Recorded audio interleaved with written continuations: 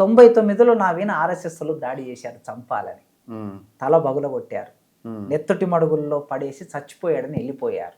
ఎక్కడ జరిగింది ఇది? కల్వకుర్తి పట్టణంలో. ఓకే. చచ్చిపోయాడని వెళ్ళిపోతే అమరుడు కనకాచారి, నయం చంపినటువంటి కనకాచారి, అమరుడు మధ్యలేటి వాళ్ళిద్దరు చేతుల్లో తీసుకొని వచ్చి నన్ను బతికించుకున్నారు. ఆనాడు భయపడలేదు. 2006లో రాజశేఖర రెడ్డి గారు నేను నా భార్య ఒక పెళ్లికి పోయేస్తుంటే, అమరాబాద్ పెళ్లికి పోయేస్తుంటే అరెస్ట్ చేసి మహబూబ్నగర్ జైల్లో నిర్బంధించారు కాంగ్రెస్ పార్టీ, రాజశేఖర రెడ్డి.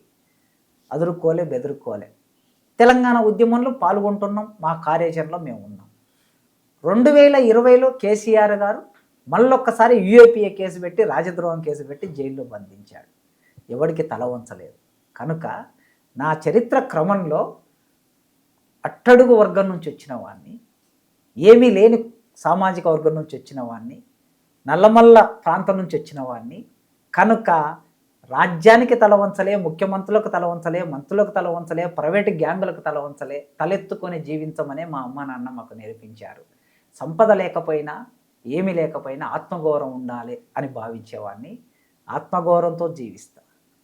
ఏదైనా సరే సమాజం కోసం జరిగే పోరాటంలో భాగంగా ఉంటా.